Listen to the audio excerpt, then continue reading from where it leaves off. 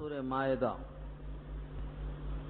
پارے کا 12واں رکوع یہاں سے ختم ہو کر 13واں شروع ہو رہا ہے اور سورت کا 8واں رکوع شروع ہو رہا ہے۔ آیت نمبر 56 تک بات ہو چکی تھی۔ اس کا مضمون یہ تھا کہ جو اللہ سے دوستی کرے گا اور اللہ کے رسول سے دوستی کرے گا اور ایمان والوں سے دوستی کرے گا، بے شک یہ اللہ کا گروپ یہی غالب ہونے والا ہے۔ اب یہاں سے ایمان والوں کو جس طرح سے قرآن کی عظمت اور صاحب قرآن کی عظمت بتائی گئی ہے، ایسے ہی قرآن کریم میں جو احکامات ہیں ان احکامات کی عظمت کا تذکرہ شروع ہو رہا ہے۔ جو لوگ دین کا مذاق اڑاتے ہیں ان سے دوستی نہیں کرنا چاہیے۔ وہ دین کا مذاق اڑانے والے اگر اہل کتاب میں سے ہوں یا کفار میں سے ہوں یا فساق اور منافقین میں سے ہوں، ان سے دوستی نہیں کرنا چاہیے۔ اوپر گویا جو بات مثبت تھی کہ دوستی کن کن سے ہونا چاہیے، کیا فائدہ ہے، اب اسی کو تاکیداً منفی پہلو سے کہ ان سے دوستی نہیں ہونا چاہیے مضر ہے۔ جس طرح سے اللہ و رسول سے دوستی کرنا چاہیے اور ایمان والوں سے دوستی کرنا چاہیے، یہ غالب ہونے والے ہیں۔ ان کے بالمقابل جو دین کا مذاق اڑاتے ہیں اور دین کو لہو و لعب سمجھتے ہیں، چاہے وہ اہل کتاب میں سے ہوں یا کفار میں سے ہوں، ان سے دوستی مت کرو، اس لیے کہ ان کی دوستی تمہارے واسطے مضر ہے۔ یا ایھا الذین آمنوا، اے وہ لوگ جو ایمان لے آئے ہو، لا تتخذوا، مت بنا لو۔ اس کا مفعول تھوڑی دیر کے بعد آئے گا، درمیان میں جملہ معترضہ سمجھ لو آپ۔ لا تتخذوا، مت بنا لو، کیا نہ بنا لو؟ یہ مفعول آخر میں آ رہا ہے، اولیاء، دوست نہ بنا لو، یہ ہے اس کا مفعول۔ درمیان میں ان کے صفات لائے گئے، الذین اتخذوا دینہم ہزوا ولعبا، جنہوں نے بنا لیا تمہارے دین کو ہنسی اور مذاق اور کھیل اور کود۔ ہزوا کے معنی وہ شے جس سے لوگ استہزاء کریں، ٹھٹھا کا سامان، دل لگی کا سامان، مسخرہ پن جس سے کرنے کا موقع ملے، یہ ہزوا کا ترجمہ ہے۔ واللعبا، لعب کے معنی کھیل اور کود، جنہوں نے تمہارے دین کو کھیل اور کود بنا لیا، ہنسی مذاق بنا لیا۔ وہ کون لوگ ہو سکتے؟ من الذین اوتوا الکتاب، ان لوگوں میں سے جو کتاب دیے گئے، من قبلکم، تم سے پہلے۔ اور کون ہو سکتے؟ والکفار، اور کافر ہو سکتے۔ تو یہ بیچ میں جملہ ہے، نہ بنا لو دوست، لا تتخذوا اولیاء، اولیاء مفعول یہاں آیا، مفعول کا مطلب آبجیکٹ، مت بنا لو کیا؟ دوست۔ کن کو؟ جو دین کو مذاق اڑاتے ہیں، جو دین کا تمسخر کرتے ہیں، وہ چاہے اہل کتاب میں سے ہوں چاہے کفار میں سے ہوں۔ دیندار سے دوستی کرو اور دین کا تمسخر کرنے والوں سے دوستی مت کرو، یہ خلاصہ۔ واتقوا اللہ، اللہ سے ڈرو۔ عام طور سے ہوتا یہ ہے کہ اگر ایسے فاسقوں سے دوستی نہ کی جائے تو لوگ ڈرتے ہیں دنیا برباد ہو جائے گی، وہ ہمارا بگاڑ دیں گے، وہ ہمارا فلاں کر دیں گے۔ دنیا کے تمام مفادات سامنے آ کے رکاوٹ بن جاتے ہیں۔ واتقوا اللہ ہمیں شرط کر دیا، اللہ سے ڈرو، دنیا کے مفاسد پر نگاہ مت رکھو۔ ان کنتم مؤمنین، اگر ہو تم ایمان والے۔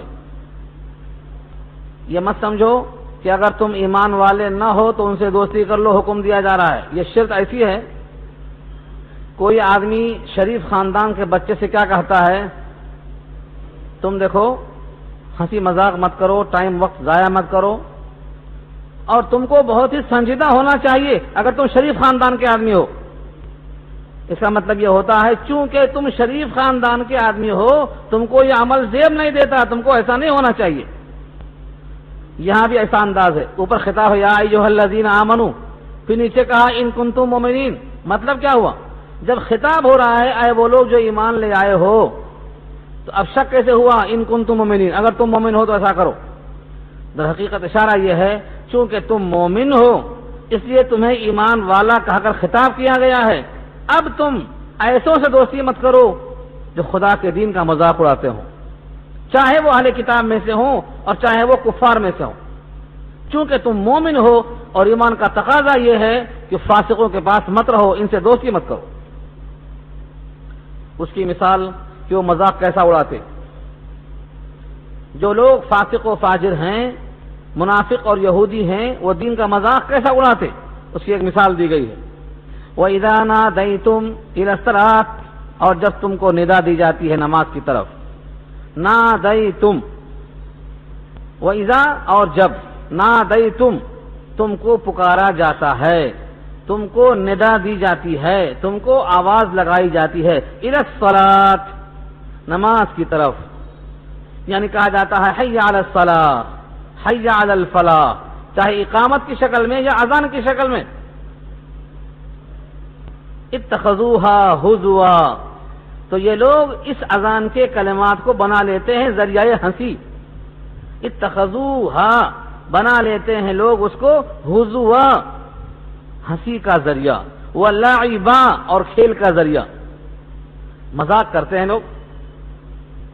آج بھی بہت سے لوگ ہیں جو اذان پر اعتراض کرتے ہیں، اذان پہ پابندی عائد کرنا چاہتے ہیں، یہ چاہتے ہیں کہ اذان کی آواز ہمارے کان تک نہ پہنچے۔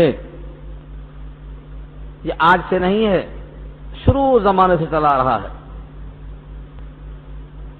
یہ مثال دی گئی ہے، اذان سن کر بھاگنا، مذاق اڑانا، کبھی کبھی لیکن اللہ تعالیٰ کی طرف سے توفیق ہو جاتی ہے تو یہ نقل اصل بن جاتی ہے۔ محذورہ، ابو محذورہ، ان کا بہت مشہور واقعہ ہے۔ ابو محذورہ اذان سن کر مؤذن کے کلمات کی نقل کر کے بھاگتے تھے۔ نبی صلی اللہ علیہ وسلم ان کو بلوایا، پکڑ کے لائے گئے، بچے تھے، پکڑ کے لائے گئے، اور اس کے بعد حضور صلی اللہ علیہ وسلم کھڑا کیا سامنے، کہا اب اذان دو، تم باہر کیوں اذان دے رہے تھے، اب اذان دو۔ اب وہ ہیبت کی وجہ سے اذان دے رہے ہیں ڈر کے مارے۔ ان کی تسلی کے واسطے نبی صلی اللہ علیہ وسلم نے سر پہ ہاتھ رکھ دیا، کہا اذان دو، ڈرنے کی بات نہیں۔ انہوں نے اذان شروع کیا تو پہلے ڈرتے ڈرتے آہستہ آہستہ آواز دیا، تھوڑی دور کے بعد کچھ الفاظ کے بعد آپ نے کہا پھر سے کہو اور زور سے کہو۔ انہوں نے پھر سے شروع کیا اور زور سے شروع کر دیا اذان دینا۔ اس کو ترجیح کہتے ہیں، ایک جملے کو بار بار لوٹا کے کہنا۔ امام شافعی کا مسلک ہے کہ اذان میں ترجیح ہے، اذان کو بار بار لوٹا کر دیا جائے، ایک بار آہستہ ایک بار زور سے۔ احناف کہتے ہیں یہ تو تعلیم اور تنبیہ کے لیے ہے، یہ تو مذاق کر کے بھاگ رہے تھے، پکڑ کے لائے گئے، سکھایا جا رہا ہے ان کو۔ اللہ تعالیٰ نے نبی کی صحبت کے ان چند لمحوں سے ان کی کایا پلٹ دی، ان کے دل میں ایمان داخل کر دیا اور وہ ایسے محبوب ہو گئے۔ روایت میں لکھا ہے کہ انہوں نے اپنے سر کے بال کو کبھی نہیں کٹوایا، کہا اس ہاتھ کو، اس سر کو نبی کے ہاتھ لگنے کا شرف حاصل ہے، میں یہ بال کٹواؤں گا نہیں۔ اتنی چاہت پیدا ہو گئی۔ تو کبھی کبھی آدمی اسلام والوں کی نقل کرتا ہے مذاق میں، اللہ تعالیٰ یوں ڈھال دیتے ہیں اس کو۔ اللہ والوں کی نقل، اہل اللہ کی نقل، دین کی نقل، دینداروں کی نقل، یہ نقل ہی تو ہے۔ ہم اور آپ کا جو نماز پڑھتے ہیں یہ اصل ہے، گستاخی نہ ہو، کوئی بزرگ ہوں گے یہاں جو بہت اچھی پڑھتے ہوں گے نماز، اور نہ دیکھا جائے تو یہ نماز ہماری نقل ہے ان کی۔ نہ تشہد صحیح ہے، نہ کلمات الفاظ صحیح ہیں، نہ اس کے معنی پہ غور ہے، نہ پورا خشوع اور خضوع ہوتا ہے۔ نماز پڑھتے پڑھتے دکان آتی ہے، ملازمت آتی ہے، جانا اور آنا آتا ہے، رکوع میں، سجدے میں، قرات میں ہمیشہ یہاں وہاں کا خیال آتا ہے، تو نقلی تو ہے، یہ اصل کہاں ہے؟ یہ نقل ہی ہے جب تک کہ نماز کا وہ ثمرہ ہمارے آنکھوں کے سامنے نہ آ جائے کہ نماز بے حیائی سے روک دیتی ہے، یہ بھی جاری ہے وہ بھی جاری ہے۔ اگر اصلی نماز ہو جائے تو نماز کی تاثیر یہ ہے تنہا عن الفحشاء والمنکر، بے حیائی سے، منکرات سے روک دیتی ہے۔ مگر ہمارے پاس دیکھو نماز بھی جاری وہ بھی جاری، تو نقل ہی تو ہے یہ۔ تو اس آیت میں مذاق اڑانے والوں کی مثال دی گئی ہے کہ اذان سنتے ہیں تو اذان کا مذاق اڑاتے ہیں. ایک صاحب کے بارے میں لکھا ہے کہ جب وہ اذان میں سنتا اشہد اللہ الہ الا اللہ واشہد ان محمد رسول اللہ تو گستاخانہ الفاظ کہتا. مجھے ڈر لگتا اس لفظ کو ادا کرتے ہوئے، مگر وہ کہا کرتا تھا احرق اللہ الکاذب، اللہ تعالیٰ جھوٹے کو جلا دے. جب نام سنتا اشہد ان محمدن صلی اللہ علیہ وسلم تو کیا کہتا احرق اللہ الکاذب، اللہ جھوٹے کو جلا دے. یہ نبی صلی اللہ علیہ وسلم کے نام پر گستاخی کیا کرتا تھا. اسی آیت پر لکھا ہے اتخذوها حزوا ولعبا پر لکھا ہے کہ اس کا یہ عمل تھا، اذان سنتا یہ کلمات سنتا ایسی گستاخی کرتا. احرق اللہ الکاذب، اللہ جھوٹے کو جلا دے. لیکن یہ خود جھوٹا تھا نا، تو جلتا کون؟ اس کی دعا ایسا قبول ہوئی کہ یہ خود جلا. حدیث میں آتا ہے رات میں سویا اور چراغ کو گل نہیں کیا، یہ چراغ سے اس کے گھر میں آگ لگی، یہ اسی بستر کے ساتھ جل گیا. تو جو شخص بغیر سمجھے بد دعا کرتا ہے ایسا ہوتا سمرا اس کا. بد دعا کرتے ہوئے یہ بھی دیکھنا چاہیے کہ حق پر کون ہے. چنانچہ آپ کو شاید یہ یاد نہیں ہوگا، غزوہ بدر کے موقع پر ادھر کفار قریش نکلے، ادھر نبی صلی اللہ علیہ وسلم کے ساتھ مسلمان نکلے، اور ادھر ابو سفیان بیت اللہ کا غلاف پکڑ کے دعا کرتا ہے کہ جو باطل ہو اس کو شکست ہو جائے اور جو حق پر ہے وہ غالب ہو جائے. اسے کیا پتا کہ میں بد دعا کر رہا ہوں اپنے لیے. ہوا یہی کہ اس کی دعا قبول ہوئی، حالانکہ وہ کافر تھا کہ جو باطل ہے وہ شکست کھا جائے. چنانچہ تمام قریشی مارے گئے اور تمام مسلمان کامیاب ہوئے بدر کے بارے میں. تو معلوم یہ ہوا کہ آدمی کبھی کبھی بد دعا کر دیتا ہے، لیکن بد دعا کا اثر الٹا ہوتا ہے. اور یہاں وہاں کیوں جاتے واقعات میں؟ قرآن میں سیدھا آ جاؤ نا. سورہ اعراف میں انشاءاللہ آیت آئے گی. مشہور ہے ایک بزرگ یہودیوں کے زمانے کا، حضرت موسیٰ کے زمانے کا. حضرت موسیٰ علیہ السلام کے خلاف بد دعا کرنے کے لیے اس کو لوگوں نے راضی کر لیا تھا. اس کا نام سن لو، بلعام باعورا. سورہ اعراف میں یہ بحث آئے گی. اس نے حضرت موسیٰ کے لیے بد دعا کر دیا. بتائیے حضرت موسیٰ صاحب کتاب ہیں، کریم اللہ ہیں، ان کے حق میں بد دعا کر رہا ہے. کون؟ بلعام باعورا. یہ مستجاب الدعوات تھا، اس کی دعا رد نہیں ہوتی تھی. لکھا ہے اس کی دعا رد نہیں ہوتی تھی. لیکن وقت کے نبی کے خلاف بد دعا کیسے پہنچ سکتی ہے؟ اس کی زبان سینے پر لٹک گئی. جیسے کتا ہانپتا ہے ایسے ہانپنا شروع کر دیا. چاہے اس کے اوپر لا دو یا نہ لا دو، زبان لٹکتی رہتی ہے. ویسا اس کا حال ہو گیا. اخلد ولکنہ اخلد الی الارض واتبع هواه فمثله كمثل الكلب ان تحمل علیہ یلہث او تترکہ یلہث. یہ آیات ہیں سورہ اعراف کی جو انشاءاللہ آگے آئیں گی. اس آیت کی تشریح پڑھ لیجئے گا کہ بلعام بن باعورا کا حال کیا ہو گیا.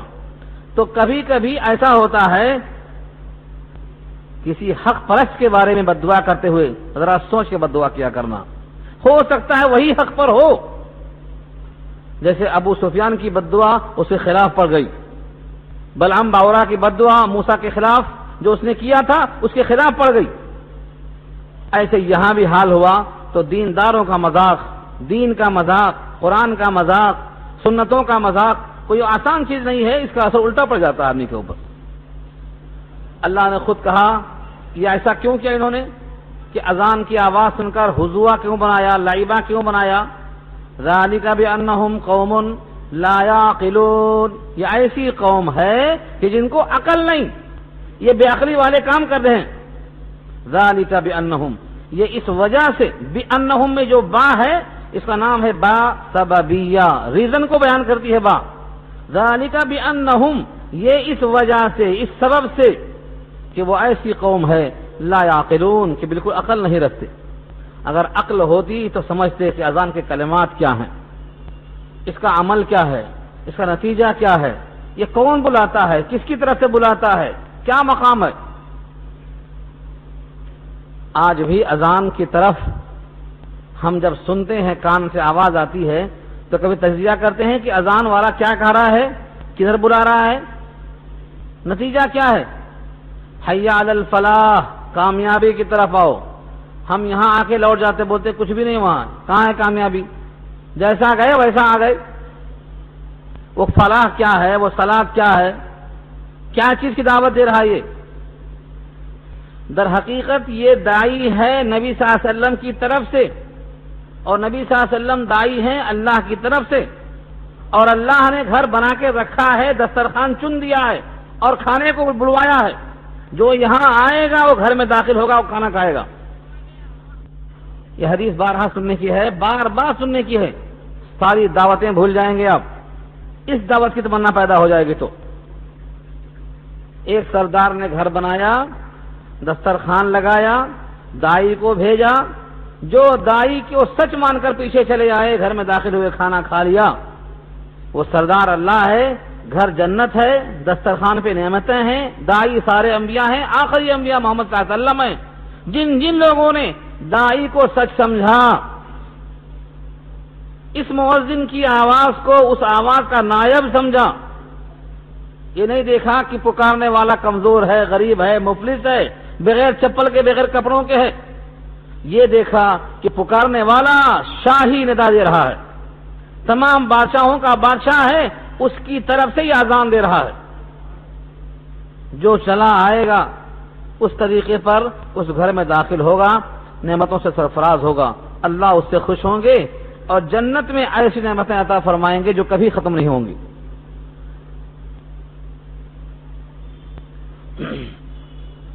اس کے بعد ایک آیت میں خطاب ہے، قل یا اہل الکتاب، اے نبی صلی اللہ علیہ وسلم کہہ دیجئے، قل صیغہ واحد ہے، قل مانے کہہ دیجئے، تقریباً جگہوں میں جہاں آیا ہے اس سے خطاب ہے اللہ کا نبی صلی اللہ علیہ وسلم کی طرف، قل آپ کہیے، یا اہل الکتاب، اے اہل کتاب، جہاں بھی اہل کتاب آئے اس سے مراد یا تو تورات والے ہوں گے یا تو انجیل والے ہوں گے۔ حل تنقمون منا، نہیں انتقام لیتے ہو تم ہم سے مگر ان آمنا باللہ، کہ ہم ایمان لے آئے اللہ پر۔ آج بھی میں دیکھا اخبار میں دو فوٹو، انہوں نے لکھا ہے کہ ہمارا کوئی جرم نہیں ہے سوائے اس کے کہ ہمارے چہرے پر داڑھی ہے اور ہم مسلمان ہیں۔ یہ آیت مجھے یاد آئی، مطالعے میں تھا صبح، یہاں بھی اللہ نے کہا ہے کہ کہہ دو اس کے سوائے اور کچھ نہیں، ہم سے تم انتقام لیتے ہو۔ حل تنقمون، تنقمون نقم، کسی آدمی کو مشقت میں ڈالنا، ہم سے تم جو بدظن ہو، ہم سے جو تم متنفر ہو، اس کے سوائے اور کچھ نہیں، ان آمنا باللہ، کہ ہم اللہ پر ایمان لے آئے، وما انزل الینا، اور جو نازل کی گئی ہماری طرف اس پر ایمان لائے، وما انزل من قبل، اور جو نازل کی گئی ہے اس سے پہلے ان پر ایمان لائے۔ ہمارا جرم یہی ہے۔ یہودی منزل من اللہ میں سے صرف وہ مانتے جو ان پر نازل ہوئی، بعد والی کتاب کو نہیں مانتے۔ عیسائی وہ کتاب مانتے جو اس پر نازل ہوئی، اس کے بعد والی نہیں مانتے۔ یہ مؤمنین کا امتیاز ہے کہ وہ کتاب کو مانتے جو ان پر نازل ہوئی، ان سے پہلے نازل ہوئی، ان سے پہلے نازل ہوئی، بلکہ یوں فرمایا جتنی نازل ہوئی سب کو مانتے، کسی کتاب کو رد نہیں کرتے۔ اور دعویٰ ہے کہ یہ کتاب ان تمام کتابوں کی تصدیق کرتی ہے، نگہبانی کرتی ہے، ان کی تائید کرتی ہے، اور اگر کہیں مخالفت نظر آئے تو سمجھ جاؤ کہ اس کتاب میں تحریف ہے، یہ کتاب اس کی توضیح کرتی ہے۔ یہ ہے قرآن کریم کے ماننے کا جذبہ۔ اللہ فرماتے ہیں وَأَنَّا أَكْثَرَكُمْ فَاسِقُونَ، اور بے شک تم میں سے اکثر لوگ فاسق ہیں، یعنی یہ کہلوایا گیا ہے۔ چنانچہ اہل کتاب میں سے سب فاسق نہیں ہیں، وَأَكْثَرُكُمْ، ان اہل کتاب سے کہہ دو کہ تم میں سے اکثر فاسق ہیں۔ بہت سے اہل کتاب، بہت سے یہودی نیک ہیں، بہت سے یہودی خدا ترس ہیں، سب برابر نہیں ہیں۔ چنانچہ سورہ آل عمران کی آیت آ چکی ہے، لیسوا سواء من اہل الکتاب امۃ قائمہ، اہل کتاب سب برابر نہیں ہیں، بعض ان میں بہت اچھے ہیں، لیکن اکثریت فاسقون، فاسق لوگوں کی ہے۔ یہاں سے بڑا نرالا لب و لہجہ ہے۔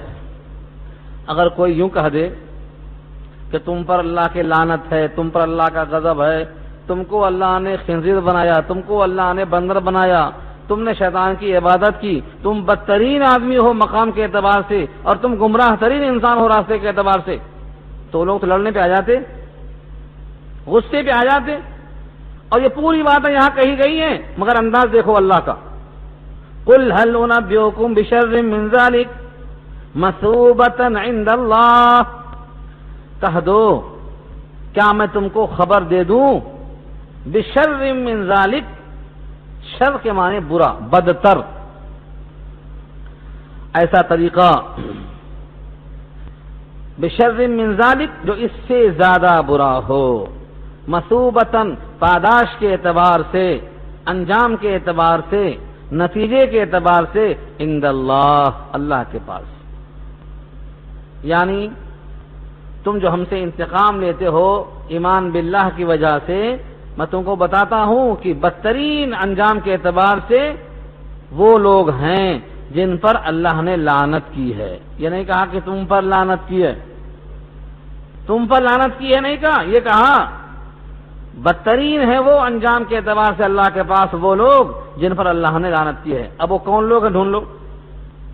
من لعنہ اللہ، جن پر اللہ نے لعنت کی ہے، وغضب علیہ، ان پر غضب ڈھایا ہے، یعنی غضب کا اظہار کیا ہے، وجعل منہم القردۃ، اور بنایا ہے ان میں سے بہتوں کو بندر، والخنازیر، خنزیر کی جمع ہے سور، وعبد الطاغوت، اور انہوں نے عبادت کی ہے شیطان کی۔ طاغوت سے مراد شیطان۔ طاغوت قرآن کریم میں جہاں کہیں آئے بالعموم یا تو بت کے معنی میں ہے یا شیطان کے معنی میں ہے۔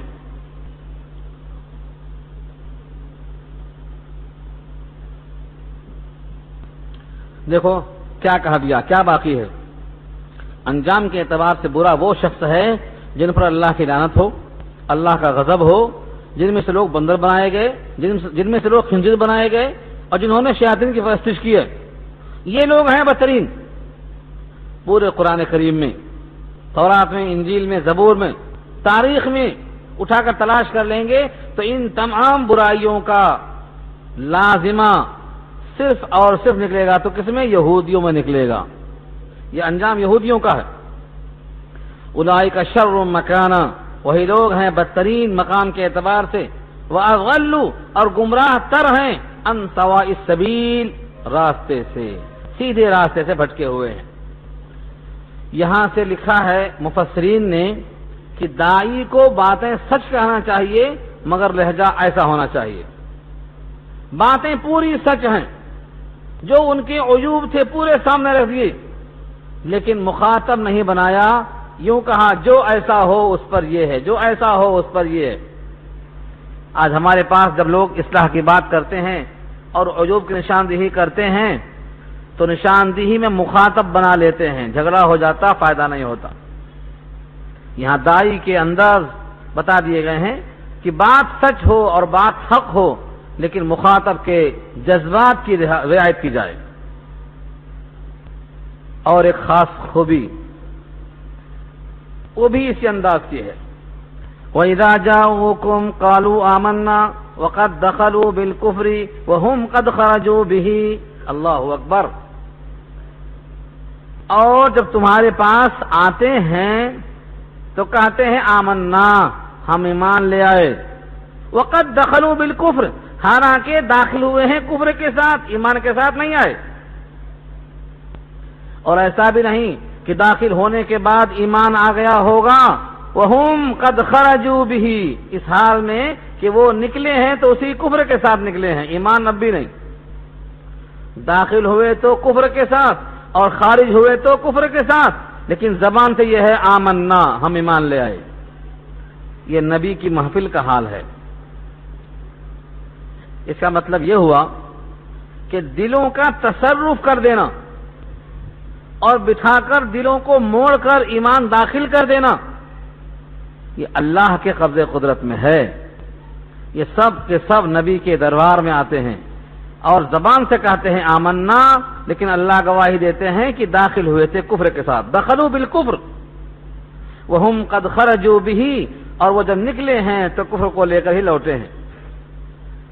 یعنی زبان سے ہم ایمان لے آئے ہیں کہہ دینا کافی نہیں ہے، ایمان کا اظہار زبان سے کافی نہیں ہے، جب تک قلب کے اندر عظمت نہ ہو اور قلب میں ایقان نہ ہو اور قلب میں تصدیق نہ ہو تب تک زبان سے کہہ دینا کافی نہیں ہے۔ آج کتنے مسلمان ہیں جو یہ ایمان ہم لائے ہیں، ہمارا نام مومن ہے، ہم مسلمان ہیں، یہ سب زبان سے ہی تو کہنے والے ہیں، ان کے قلب میں تصدیق ہے نہیں ہے۔ آپ سوچتے ہوں گے تو بدگمانی کی بات ہے، تصدیق ہے؟ کتنے لوگ ہیں جن کا نام محمد علی ہے لیکن ان کے قلب میں ایمان ہے کہ نہیں ہے؟ یہ آمنا کہہ دینا کافی نہیں ہے۔ اس آیت کو بار بار رکھ کے سوچنا، جب وہ آئے تو کہا آمنا، حالانکہ داخل ہوئے کفر کے ساتھ اور نکلے اسی کفر کو لے کر، تو آمنا بولنا کافی ہوتا تو یہ سب کے سب مومن ہوتے۔ ایک مثال میں نے دیا تھا کہ جب ایمان قلب میں داخل ہو جاتا تو 3 صفتیں ظاہر ہوتی ہیں۔ یہ حدیث سنایا تھا میں، مگر بھول گئے ہوں گے آپ، جائزہ لو دماغ کا اپنے، یاد ہے؟ جب کسی کے قلب میں نور ایمان داخل ہو جاتا ہے تو 3 صفتیں پیدا ہوتی ہیں۔ مشکات کی روایت ہے کتاب الرقاق کے اندر، اگر وہ 3 صفتیں پیدا ہو گئی ہیں تو وہ اپنے آپ کو مومن سمجھے، اور 3 صفتیں اگر نہیں پیدا ہوئی ہیں تو روزانہ محاسبہ کرے کہ میرے قلب میں ایمان داخل ہوا کہ میں صرف زبان سے آمنا آمنا آمنا بول رہا ہوں۔ وہ 3 صفتیں کیا ہیں؟ کہ میرے الفاظ نہیں ہیں، صرف ترجمہ ہے میرا۔ جب کسی کے قلب میں نور ایمان داخل ہوتا ہے تو 3 صفتیں آتی ہیں: التجافی عن دار الغرور، الانابت الى دار الخلود، الاستعداد للموت قبل النزول۔ یہ 3 شرطیں بتایا نبی صلی اللہ علیہ وسلم نے، 3 شرطیں۔ یہ دنیا دار غرور ہے، اس سے دوری پیدا ہوتی ہے، اور وہ دار جنت جس کا نام ہے دار خلود، ہمیشہ والا گھر، اس کی طرف انابت اور رجوع پیدا ہوتا ہے، اور موت کے آنے سے پہلے موت کی تیاری میں لگ جاتا ہے۔ یہ 3 چیزیں پیدا ہو گئی ہیں تو ایمان داخل ہو چکا ہے، ورنہ صرف زبان پہ ہے، قلب میں نہیں ہے۔ زمین میں درخت اگر لگ گیا ہے تو اس پر پتے اور پھل اور پھول آنا لازمی ہے، اگر زمین میں درخت نہیں لگا ہے تو نہ پتے آئیں گے، نہ پھول، نہ پھل۔ یہ 3 چیزیں مومن کے قلب میں ایمان کی علامت ہیں، یہ پھول پتے کے درجے میں ہیں۔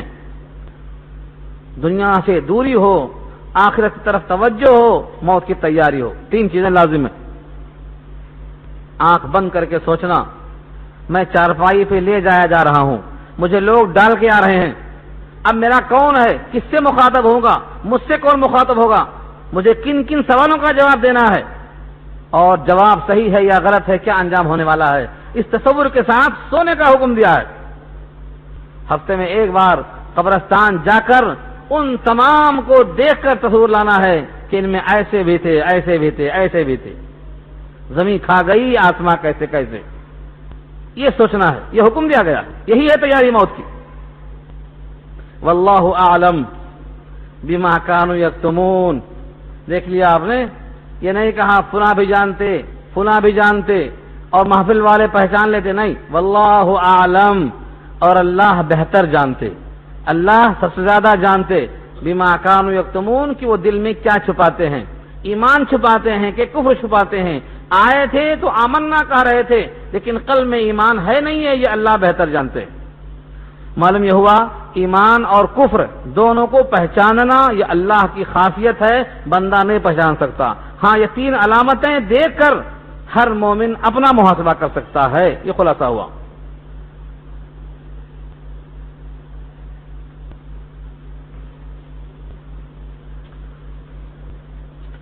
اس کے بعد کچھ لوگ ایسے بھی ہیں جو گناہوں میں بڑی تیزی کرتے ہیں، دوڑ دوڑ کے گناہ کرتے ہیں اور زیادتی کرنے میں آگے ہوتے ہیں، حرام کھانے میں پیش ہوتے ہیں۔ یہ انہی کے صفات ہیں، یہودیوں کے، لیکن حالات یہ ایسے بن چکے ہیں ہمارے کہ ان یہودیوں کے بجائے ہم پہ فٹ ہو رہے ہیں اس زمانے میں.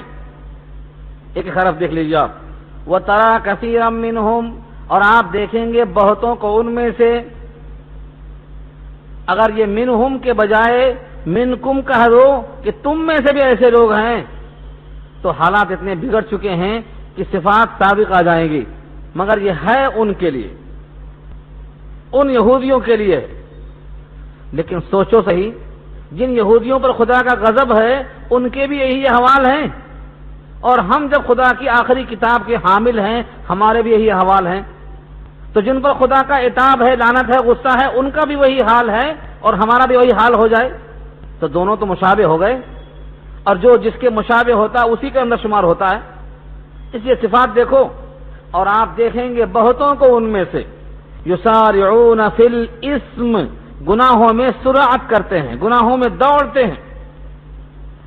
سود کی طرف لپکنا، رشوت کے مواقع تلاش کرنا، حق بات کو چھپا کر پیسے وصول کرنا، حقدار کو حق نہ دینا، حق تلفی کر بیٹھنا، یہ ساری چیزیں کیا ہیں؟ گناہوں میں دوڑنے کے برابر ہیں. والعدوان، اور ذاتی کرنے میں کمزور دیکھا دبا دیا، یہ عدوان ہے. عدوان کے معنی حد سے تجاوز کرنا، جس کا نام ظلم ہے. وَأَكْلِهِمُ السُّحْتَ، اور کھانا ان کا سحت کا، سحت کے معنی رشوت. اس سے پہلے لفظ آ چکا ہے یہ رشوت کھانے میں. اللہ فرماتے ہیں لبئس ما كانوا يعملون، البتہ بہت برا ہے وہ جو وہ کرتے ہیں. ان کے یہ اعمال برے ہیں، گناہوں میں تیزی دکھانا، ظلم کرنا، رشوت کھانا، یہ سارے کام بہت برے ہیں، ان کے حق میں برے ہیں جن پہ خدا کا غضب نازل ہو چکا ہے. اگر یہی خرابیاں ہمارے مسلمان بھائیوں میں آ چکی ہیں تو یہ اچھی کیسے ہو جائیں گی؟ اور ان برائیوں کو دیکھ کر جو چپ بیٹھتے ہیں ان کا بھی حال سن لو اگلی آیت میں. اللہ نے یہ نہیں کہا کہ جو مجرم ہیں وہ تو مجرم ہیں ہی، اور جو ان میں مجرم نہیں ہیں لیکن تماشا دیکھ رہے ہیں ان کا جرم ان سے بڑھا ہوا ہے.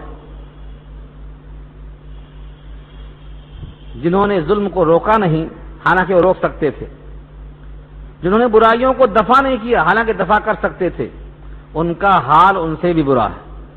اسی آیت پر لکھا ہے مفتی شفیع صاحب علیہ الرحمہ نے، یوشع ابن نون کے زمانے کا واقعہ ہے کہ اللہ نے فرشتے کو بھیجا یوشع ابن نون کے پاس.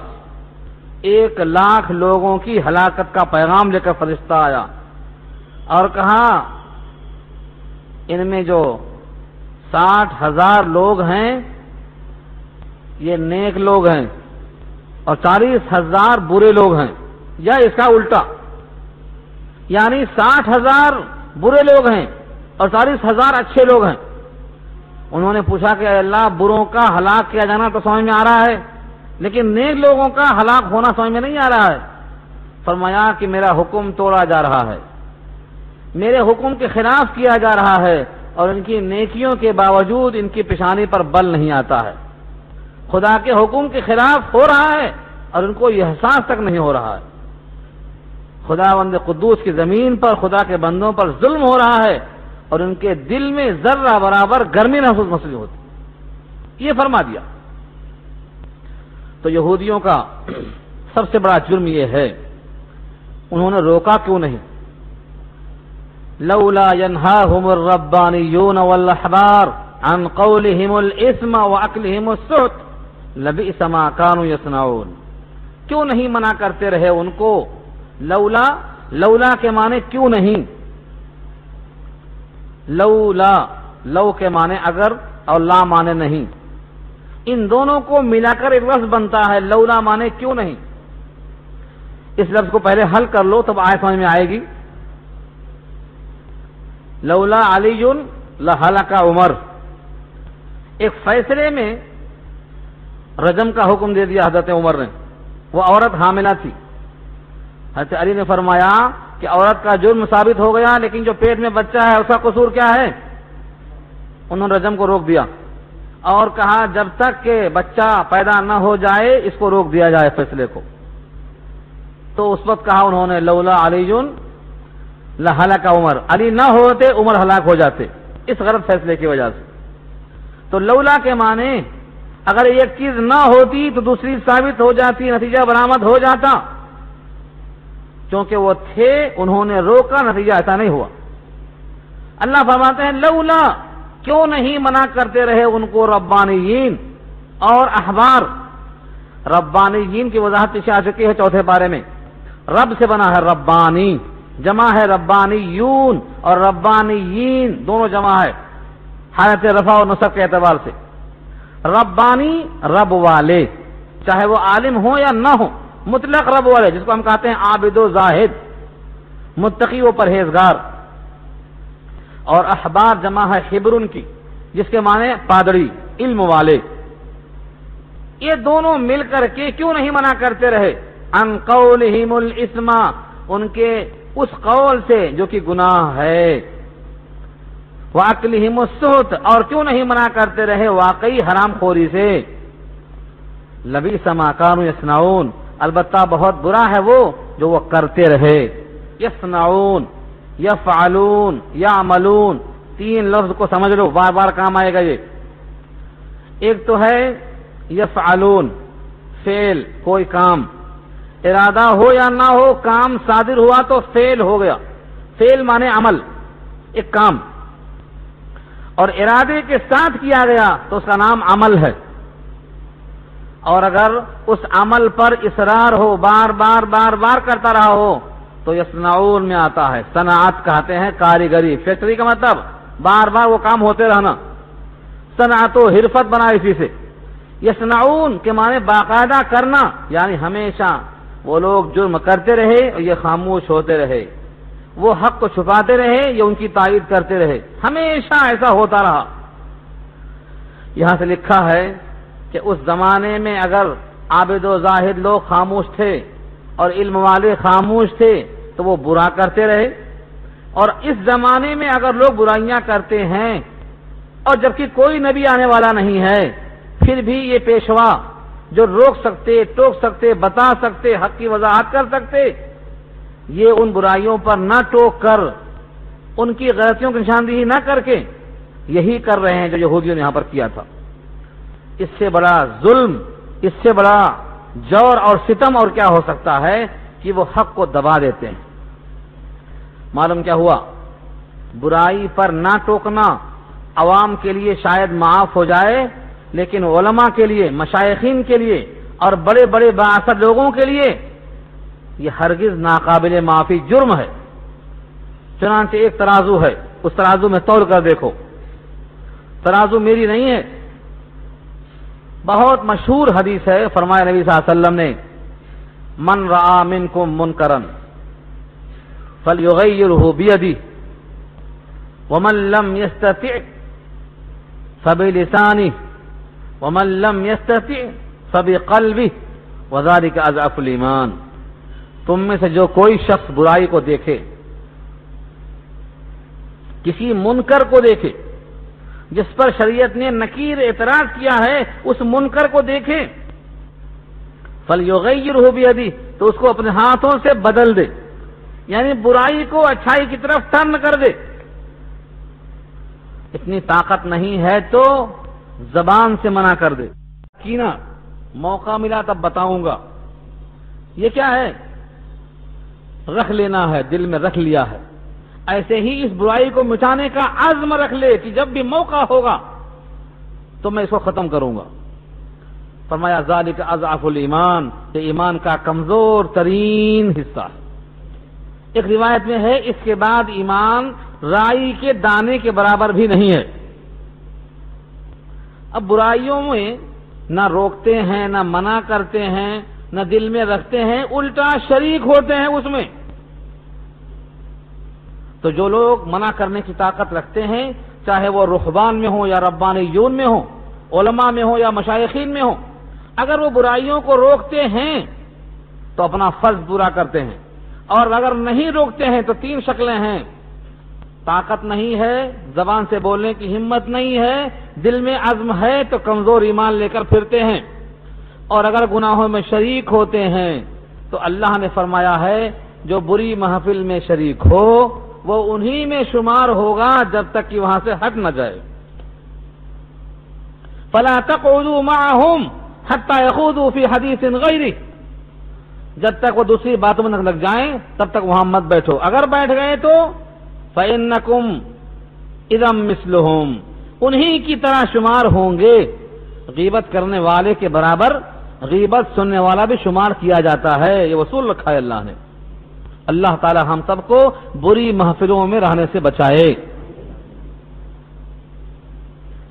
یہ مضمون کے بعد یہودیوں کی ایک اور بری حرکت، انہوں نے بڑے تمطراق سے جملہ کہا تھا، ید اللہ مغلولہ، اللہ کا ہاتھ بندھا ہوا ہے. جملہ سنو، اللہ کا ہاتھ بندھا ہوا ہے. یہ کیوں کہا تھا انہوں نے؟ پہلے یہودیوں کے سامنے کوئی تھا نہیں، سب بدھو لوگ تھے، سب بیچارے کم پڑھے لکھے لوگ تھے. یہی قائد تھے، یہی سیادت کرتے تھے، ہر ایک سے مال وصول کرتے تھے، راجا تھے یہ.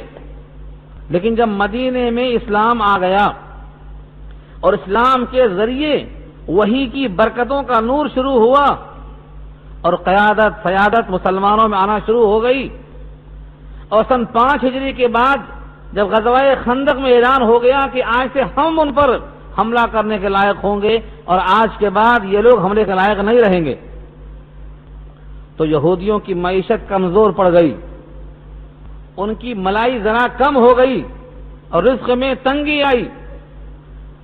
تو انہوں نے یہ جملہ کہا تھا، ید اللہ مغلولہ، اللہ کا ہاتھ تنگ ہو گیا ہے اور ہمارے واسطے رزق میں کشادگی نہیں ہو رہی ہے. اس کے 2 پہلو ہیں. ایک پہلو یہ ہے کہ جب آدمی حق کو ٹھکراتا ہے تو اللہ رزق کو تنگ کر دیتے ہیں. نوٹ کرو اس جملے کو. جب کوئی آدمی حق کو ٹھکراتا ہے تو اللہ رزق کو تنگ کر دیتے ہیں. اس کا مطلب یہ مت سمجھو کہ جس کی روزی تنگ ہے سب ٹھکرائے ہیں حق کو، یہ مت سمجھو، یہ منفی پہلو ہو جائے گا. کبھی کبھی ایسا ہوتا ہے کہ حق کو ٹھکرانے والے پر روزی کو تنگ کر دیتے ہیں، لیکن جتنے لوگوں کی تنگ ہے سب حق کو ٹھکرائے ہوئے ہیں، ایسا نہیں ہے. بعض کے لیے ابتلا اور آزمائش ہے، رفع درجات کا منصوبہ ہے، سب شکلیں. بہت سے لوگ ایسے ہیں جن کے رزق میں تنگی اس واسطے ہوتی ہے کہ وہ صبح کو نہیں اٹھتے. حدیث پڑھتے ہیں، نوم الصبح یمنع الرزق، صبح کے وقت کا سونا رزق کو روکتا ہے. جب یہ حضور کی حدیث ہے اور تم صبح نہیں اٹھتے ہیں تو رزق کا اگر رک جائے تو کیا تعجب کی بات ہے؟ تعجب کیوں ہو رہا ہے؟ تو نبی کا فرمان ہے. تو بعض اعمال کی نحوست یہ ہوتی ہے کہ رزق میں تنگی ہوتی ہے. رزق میں وسعت چاہیے تو آدمی پر لازم ہے کہ صبح نہ سوئے، صبح اٹھے، بیدار رہے، کیونکہ آقا نے بددعا کی ہے. یہ جملہ کیا ہے؟ نوم الصبح یمنع الرزق، یا تو خبر ہے یا تو بددعا ہے. صبح کے وقت کا سونا رزق کو روکتا ہے، یا تو خبر ہو گئی، یا پھر بددعا ہے کہ جو سوئے اس کی رزق میں تنگی ہو جائے. اس کے برخلاف نبی کی دعا یہ ہے، اللہم بارک فی بکور امتی، اے اللہ میری امت کے تڑکے کے اوقات میں برکت دے دے. جو تاجر صبح کے اوقات میں کاروبار شروع کر دے گا یقیناً مالا مال ہوگا. اس روایت کے راوی بیان کرتے ہیں کہ میں نے عمل پہلے شروع کیا اس حدیث پر اور میرا مال ابل پڑا. آپ میں سے جو چاہے کر کے دیکھ لے، مال ابل پڑے گا، تنگی ختم ہو جائے گی. صبح کے اوقات میں سب سوتے ہیں مگر آپ مت سوو، راستہ اللہ خود بنائیں گے. ومن یتق اللہ یجعل لہ مخرجا. تو جملہ سنو یہودیوں کا، وقالت الیہود، یہود نے کہا، قالت کہا، قالت مؤنث کا صیغہ کیوں؟ یہود ایک قوم ہے، قوم کی حیثیت سے اللہ نے کہا. وقالت الیہود، یہودیوں نے کہا، ید اللہ، اللہ کا ہاتھ، مغلولہ، بندھا ہوا ہے. یہ تشبیہ ہے بخیل کی طرف. کوئی آدمی کسی کو بخیل کہے تو کیا کہے گا؟ اس کی مٹھی تنگ ہے، اس کا ہاتھ بندھا ہوا ہے. یہ سب جملے ہیں بخیلی کی طرف اشارہ کرتے ہوئے. ایک صاحب نے کہا ہے، سمندر سے ملے پیاسے کو قطرہ بخیلی ہے یا رزاقی نہیں ہے. کیا مطلب ہوا؟ اللہ تعالی کی طرف اشارہ ہے اگر تو گستاخی ہے یہ. اللہ تعالی ہر آدمی کو اس کی حیثیت مطابق دیتے ہیں. اللہ اعلم حیث یجعل رسالتہ، کون کتنا ظرف رکھتا ہے، کتنا ملنا چاہیے، رسالت کے لائق کون ہے. اللہ نے نبوت دے دیا، رسالت دے دیا، اس سے بڑا منصب کیا ہو سکتا ہے؟ جب وہ ظرف دیکھ لیتے ہیں تو عطا فرما دیتے ہیں، نبوت دے دیتے ہیں، رسالت دے دیتے ہیں، کتاب دے دیتے ہیں. اس حقیر قطرے کو شرافت میں اشرف بنا دیتے ہیں، اتنا دیتے ہیں. تو ید اللہ مغلولہ کا انہوں نے گستاخی کی بات. اللہ نے جواب دلوایا، غلت ایدیہم، ان کے ہاتھ خود بندھے ہوئے ہیں، ان کے حرکتوں کی وجہ سے، ان پر ان کے اعمال بد کی وجہ سے لعنت کی گئی، اور لعنت رحمت کی ضد ہے، اس واسطے ان کے ہاتھ بندھے ہوئے ہیں. دیکھو الفاظ، غلت ایدیہم ولعنوا بما قالوا، یہاں سانس توڑ کر رکنے کا حکم دیا ہے، وقف لازم ہے. ٹھہرو، ان کے ہاتھ بندھے ہوئے ہیں اور لعنت کیے گئے ہیں. کیوں؟ بما قالوا، اس وجہ سے جو انہوں نے کہا، گستاخی کے کلمات ادا کیے، اس واسطے ان کے ہاتھ بندھ گئے. کیا اللہ سے زبردستی تم لے سکتے ہو؟ اس قسم کے طنزیہ جملے کہہ کر اللہ سے کھینچ سکتے ہو؟ جس طرح یہ گستاخی ہے، ایسے ہی ہمارے معاشرے میں جو لوگ کسی پر حسد کرتے ہیں اور کسی کے مقدر کو بدلنا چاہتے ہیں اور کسی کے مقدر کا لکھا ہوا چھیننا چاہتے ہیں، یہ بھی گستاخی ہے. اللہ فرماتے ہیں، نحن قسمنا بینہم معیشتہم، ہم نے تقسیم کی ہے معیشت کو، ان کی حیات میں کوئی تبدیل نہیں کر سکتا ہے. ایک جگہ سوال کیا ہے، اہم یقسمون رحمت ربک، کیا یہ لوگ تقسیم کریں گے رب کی رحمت کو؟ نہیں، ہم تقسیم کرتے ہیں، جو جتنا مستحق ہے اس کو عطا کرتے ہیں. بل یداہ مبسوطتان، بلکہ اللہ کے دونوں ہاتھ کھلے ہوئے ہیں. مبسوط تسنیہ ہے، مبسوطتان، مبسوط بست سے بنا ہے، بے سین توئے، بست کے معنی کھلے ہوئے. بستتن فی العلم والجسم، جو علم میں اور جسم میں پھیلا ہوا ہو وہ مبسوط ہوتا ہے. اللہ کے دونوں ہاتھ کھلے ہیں. ينفقو، وہ خرچ کرتا ہے، کیف یشاء، جس طرح وہ چاہتا ہے، جس طرح چاہتا ہے خرچ کرتا ہے، جہاں چاہتا ہے خرچ کرتا ہے. اور یہی شان ہے اللہ والوں کی، اور یہی شان ہے انبیاء کرام کی. آپ کو جملہ یاد ہوگا، بلال سے کہا تھا نبی صلی اللہ علیہ وسلم نے، انفق یا بلال ولا تخش من ذی العرش اخلالا، اے بلال خوب خرچ کرو اور عرش والے سے قلاشی کا اندیشہ مت کرو. تھوڑا آزماتا ہے، آپ کے صبر کو دیکھتا ہے، آپ کب تک لو لگائے رکھتے ہیں، مایوس ہونا جائز نہیں رکھا ہے. این درگ ہے ماں درگ ہے، نومیدی نیس، یہاں سے بندہ نا امید ہو نہیں سکتا اگر ایمان والا ہے تو. یہاں تک کہ انبیاء کرام نے مثالیں ایسی پیش کر دی ہیں کہ اب ہم سوچ نہیں سکتے، اتنا آس لگائے رکھا. گریہ یعقوب کیا، صبر ایوب کیا، گریہ یعقوب کیا، یعقوب کی آنکھیں سفید ہو گئیں روتے روتے. ہے کوئی ریکارڈ؟ حضرت ایوب علیہ السلام کا صبر ہے، صبر ایوب کیا. 17 سال بدن میں کیڑے پڑ گئے مگر زبان پہ شکوہ نہیں آیا، قلب شاکر رہا، زبان ذاکر رہی. صبر ایوب کیا، گریہ یعقوب کیا، کیا کہنا تیرے ہجر میں محبوب کیا. ایوب علیہ السلام کا صبر ہے، یعقوب کا گریہ و زاری ہے. یہ مثالیں ہمارے سامنے ہیں. بندہ مومن کبھی آس نہیں توڑتا، ہر حال میں متوجہ ہوتا اللہ کی طرف. فرمایا اللہ تعالی کی طرف سے رحمت کھلی ہوئی ہے، کیف یشاء، جب چاہتا خرچ کرتا ہے. تو بلال نے خوب خرچ کیا، بلال نے خوب خرچ کیا، اور جتنا خرچ کرتے گئے اللہ نے موقع عطا کر دیا. بلال کے ہاتھوں میں کیا کیا عظمتیں آئی ہیں آپ کو اندازہ نہیں ہوگا. یہ جملے پر تاریخ بن سکتی ہے. بلال کتنا خرچ کیے، کتنا ہاتھ میں آیا. عید الفطر کے موقع پر خدا کے رسول صلی اللہ علیہ وسلم نے خطبہ دیا، آواز عورتوں تک نہیں پہنچی تو آپ مردوں کی صفوں سے نکل کر عورتوں کی صف میں داخل ہوئے.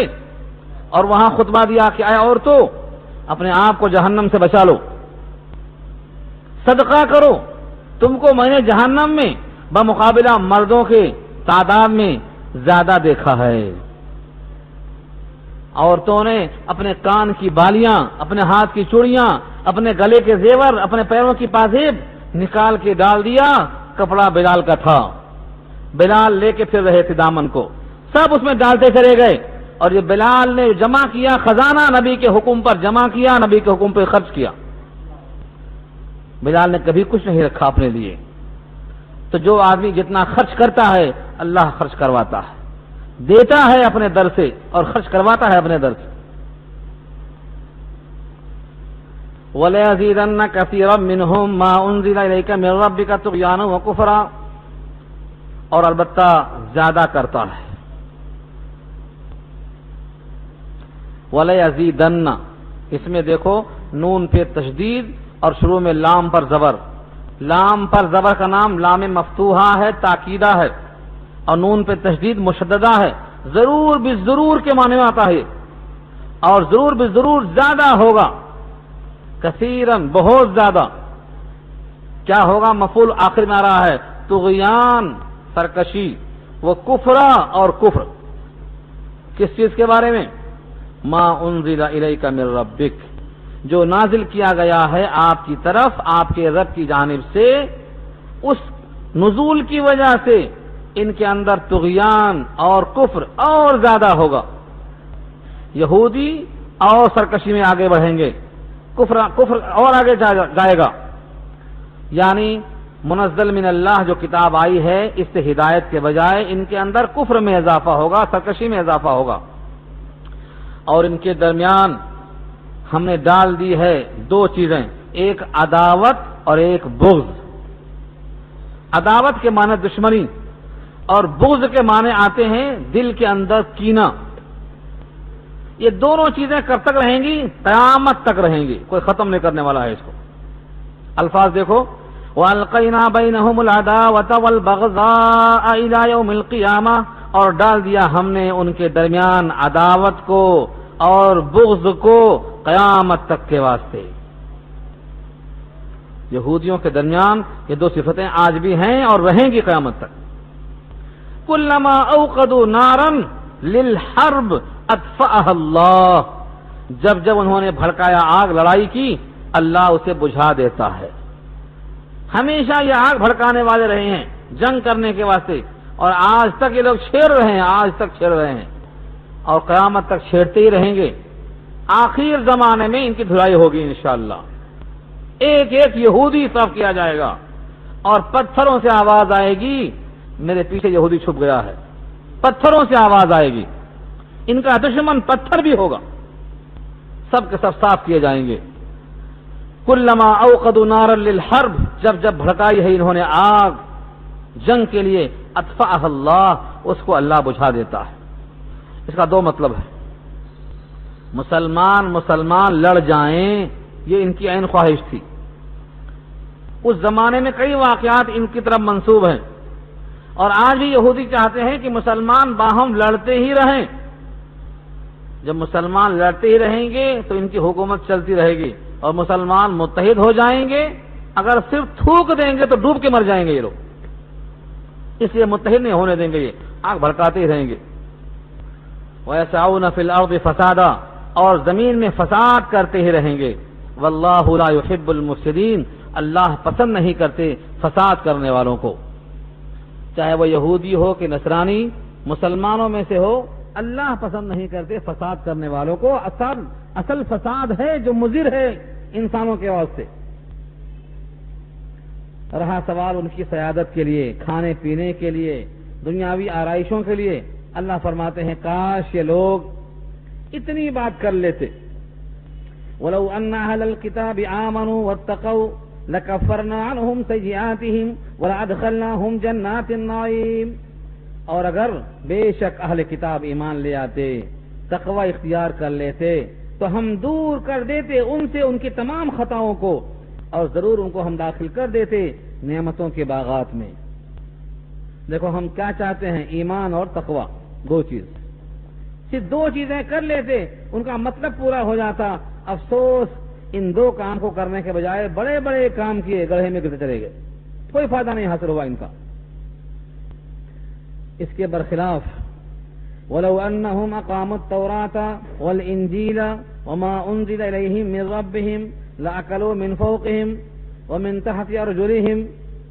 اور اگر بے شک وہ لوگ تورات پہ قائم ہو جاتے اور انجیل والے انجیل پہ قائم ہو جاتے اور جو نازل کیا گیا ہے ان کی طرف ان کے رب کے پاس سے یعنی یہ کتاب اس پر قائم ہو جاتے, لَأَكَلُوا تو ضرور کھاتے, مِنْ فَوْقِهِمْ اپنے اوپر سے, وَمِن تَحْتِ أَرْجُلِهِمْ اور اپنے پاؤں کے نیچے سے.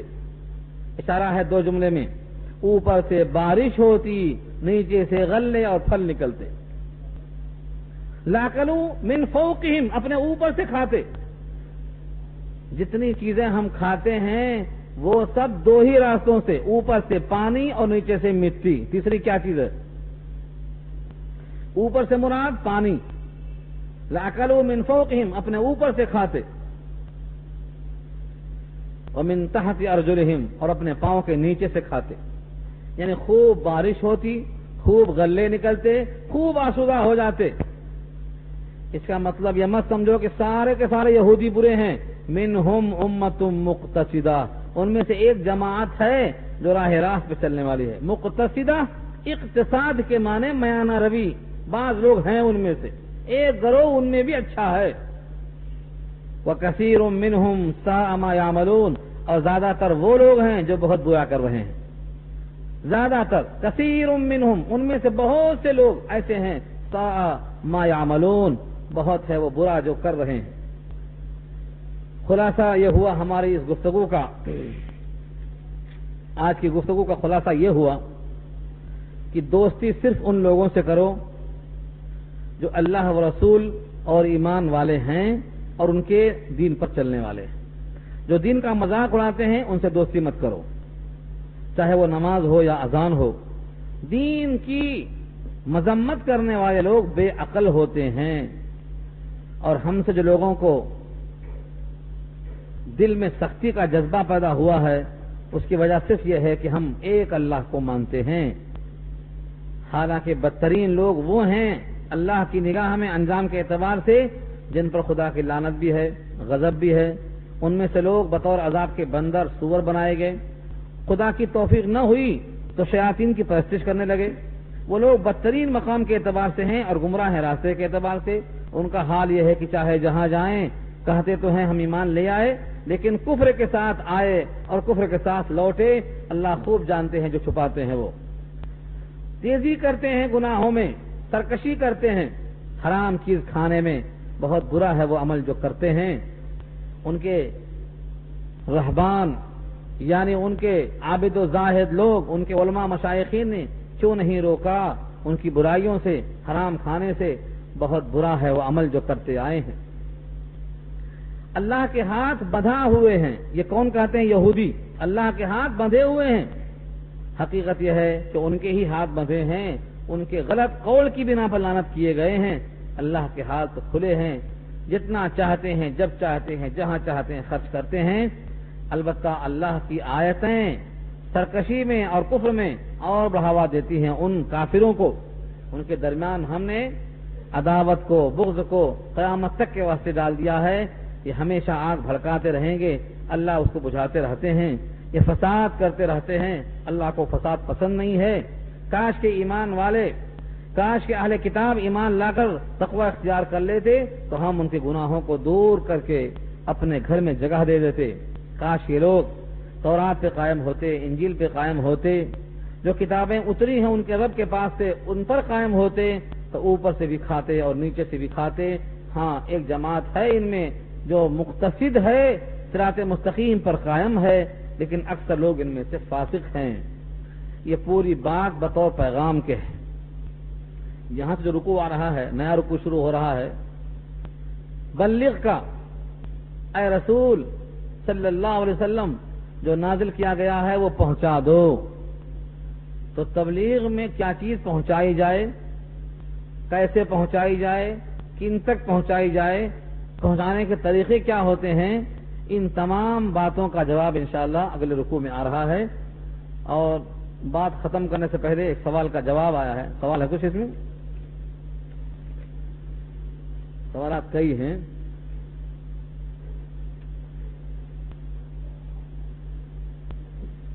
صدقہ کسے کہتے ہیں؟ کیا صدقہ اور خیرات ایک ہی چیز ہے؟ صدقہ کھانا کیسا ہے؟ نمبر 2، دولہا دلہن پر سے روپے وارنا کیسا ہے؟ اس طرح سے مرغی یا بکرا وارنا شرعی طور پر درست ہے یا نہیں؟ نماز میں صف انگلی کے جانب درست کریں یا ایڑی کی جانب سے درست کریں؟ 3 سوال ہے یہ. شاید یہ لوگ جو سوال لکھے ہیں نئے نئے آئے ہیں آج کے درس میں، ورنہ یہ تینوں باتیں اس سے پہلے کئی دفعہ آ چکی ہیں. لیکن نیک اور اچھی باتوں کو بار بار کہنے کا حکم ہے، تکرار سے دماغ میں بیٹھ جاتی ہیں. صدقہ میں 3 لفظ ہے، صاد دال قاف. اس کا مادہ ہے صدق. صدق کے معنی سچائی. صدق سچائی، صادق سچ بولنے والا. صدقہ وہ مال جس کے ذریعے سے صدقہ دینے والا اپنے ایمان کی سچائی کو ثابت کرتا ہے کہ مجھے مال سے محبت نہیں ہے، جس کا مال ہے اس ذات سے محبت ہے، اسی لیے اس کے حکم پر مال کو خیرات کرنا آسان ہے. تو مال کا وہ حصہ جو اپنے ایمان کی تصدیق میں محتاجوں کو دیا جائے وہ مال صدقہ کہلاتا ہے. صدقے کی 2 قسمیں ہیں، صدقہ نافلہ اور صدقہ واجبہ. اگر یوں ہی صدقہ کر رہا ہے تو صدقہ نافلہ ہے، امیر غریب سب کھا سکتے ہیں. اور اگر صدقہ واجبہ ہے، یعنی مثلا اس نے نظر مان لیا تھا کہ اللہ میرا فلاں کام ہو جائے تو میں غریبوں کو کھانا کھلاؤں گا، یہ اس کے لیے منت کے درجے میں ہے، نظر کہتے ہیں اس کو، یہ صدقہ واجبہ ہے. یہ وہی کھانا کھا سکتے ہیں جو زکوٰۃ کھا سکتے ہیں، زکوٰۃ کے حکم میں ہے. صدقہ خیرات میں کوئی فرق نہیں ہے. خیرات کا لفظ خیر سے بنا ہے، خیر سے خیرات بنا ہے. خیر کے معنی نیکی، مال کا خرچ کرنا بھی نیکیوں میں شامل ہے، اس واسطے مال کے خرچ کرنے کو بھی خیرات کہہ دیا جاتا ہے، ورنہ صدقے ہی کے حکم میں بھی ہے. البتہ خیرات کا جو لفظ ہے صدقہ نافلہ کے لیے استعمال ہوتا ہے، اور صدقے کا لفظ زیادہ تر زکوٰۃ کے واسطے استعمال ہوتا ہے قرآن کریم کی اصطلاح میں. مثلا سورہ توبہ 10واں پارہ آیت نمبر 60 میں ہے انما الصدقات للفقراء. 8 مصارف یہاں ہیں، صدقہ سے ہمارا دھیان تک لیا ہے. دوسرا سوال ہے دولہا دلہن پر سے روپے وارنا کیسا ہے؟ اس سے پہلے میں نے عرض کیا تھا کہ چاہے روپیہ وارنا ہو یا مرغی بکرا وارنا ہو، یہ پورا عمل غیر شرعی ہے. شریعت میں اس کا کوئی جواز نہیں ہے، یہ ہندوانہ رسم ہے جہاں سے لیا گیا ہے. تیسرا سوال یہ ہے نماز میں صف سیدھی کیسے کریں؟ انگلی کو نہیں دیکھنا ہے، کیونکہ انگلی بعض لوگوں کی لمبی ہوتی ہے، لمبا آدمی ہونے کی وجہ سے. ایڑی کو دیکھنا چاہیے، ایڑیوں کے ساتھ. اسی واسطے کہا گیا ہے کہ کندھے سے کندھا ملاؤ اور ٹخنے سے ٹخنا ملاؤ، اور ٹخنا ایڑی سے قریب ہوتا ہے بمقابلہ انگلی کے، اس لیے ملانے کے وقت خیال کرنا ہے ایڑیوں کا. بہت سے لوگ پیچھے کھڑے ہو جاتے تو جو سجدہ کرنے والے پیچھے ہوتے ان کو مشکل ہوتی، اپنا خیال کر لیتے کہ ہم کو جگہ ہے کہ نہیں ہے، پیچھے ہٹ جاتے. پیچھے ہٹتے وقت خیال نہیں آتا کہ پیچھے میرے کوئی آدمی ہے، اس کا سجدہ کہاں ہوگا. اس کا خیال کرنے کا حکم ہے. اگر صفیں ٹیڑھی ہیں تو دل ٹیڑھا ہو جائے گا، آپس میں انتشار ہوگا، محبت ختم ہو جائے گی. صفوں کو اچھی طرح قائم کریں. صفوں کو سیدھا کرنے کے لیے جو شرائط ہیں ان کو پورا کریں کہ کندھے سے کندھا ملائیں اور ٹخنے سے ٹخنا ملائیں. حقیقتاً نہیں ملے گا، مجاز مراد ہے. ٹخنے سے ٹخنا قیامت تک نہیں ملے گا. کھڑے ہو کر ملا کر دیکھ لو جس کو شبہ ہے. 2 آدمی کا ٹخنا نہیں ملے گا. جتنا ٹخنا ملانے کی کوشش کریں گے اتنا دوسرے آدمی دور ہو جائیں گے. ایک سے ملائیں گے چمٹ کر دوسرے سے دور ہو جائیں گے. یہاں حقیقی معنی مراد نہیں ہے، مجازی معنی مراد ہے. حقیقت مجاز کی بحث کے لیے موٹی سی بات عرض کرتا ہوں. قرآن نے کہا ہے وَمَنْ كَانَ فِي هَٰذِهِ أَعْمَىٰ فَهُوَ فِي الْآخِرَةِ أَعْمَىٰ وَأَضَلُّ سَبِيلًا. جو اس دنیا میں اندھا ہے وہ آخرت میں بھی اندھا رہے گا اور گمراہ ہوگا راستے کے اعتبار سے. حقیقی معنی یہاں مراد دیا جائے تو سارے اندھے جہنم میں جائیں گے. حالانکہ بہت سے اندھوں کے بارے میں قرآن کی گواہی ہے کہ وہ جنتی ہیں، جن کے بارے میں سورہ عبس نازل ہوئی ہے. حضرت عبداللہ ابن ام مکتوم نابینا تھے مگر جنتی ہیں وہ. معلوم یہ ہوا کہ یہاں مراد مجاز ہے، یعنی جو اس دنیا میں حق سے اندھا ہے وہ آخرت میں بھی حقیقت سے اندھا ہوگا اور جہنم میں جائے گا. تو مجاز کا انکار آپ نہیں کر سکتے. مجاز کی بہت سی آیتیں کلام پاک میں ہیں. تو کندھے سے کندھا ملانا اور ٹخنے سے ٹخنا ملانا یہ مجاز ہے، حقیقت نہیں ہے. بہت سے لوگ ملانے کی فکر میں کیا کرتے، بجائے سیدھا کھڑا ہونے کے ٹیڑھا کھڑا ہو جاتے اور پاؤں کو پھیلا لیتے. ایک ہے پاؤں کا ملانا اور ایک ہے پاؤں کا پھیلانا. اگر دونوں میں فرق نہیں معلوم ہوتا ہے تو لغت دیکھ لو. ملانے کا مطلب ہے ملنا اور پھیلانے کا مطلب یہ ہوتا ہے کہ دونوں پاؤں سیدھا کھڑا ہونے کے بجائے پھیل جانا. پھیل جانے کا حکم قیامت تک نہیں ملے گا. ہاں پاؤں سے پاؤں لگانے کا حکم ملے گا. مطلب یہ ہے کہ قریب قریب کھڑے ہو. کانہم بنیان مرصوص، دوری پیدا نہ ہونے پائے، مل جل کے کھڑے ہونا چاہیے. دعا کر لیجیے. الحمدللہ رب العالمین والصلاۃ والسلام علی سید المرسلین یا حی یا قیوم برحمتک نستغیث اللهم انت السلام.